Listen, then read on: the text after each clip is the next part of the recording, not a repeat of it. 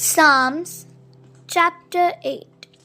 Lord, our Lord, how majestic is your name in all the earth.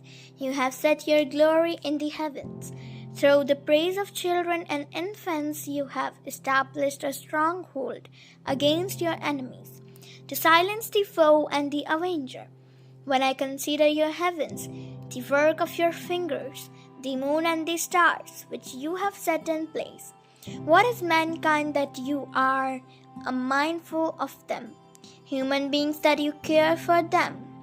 You have made them a little lower than the angels, and crowned them with glory and honor.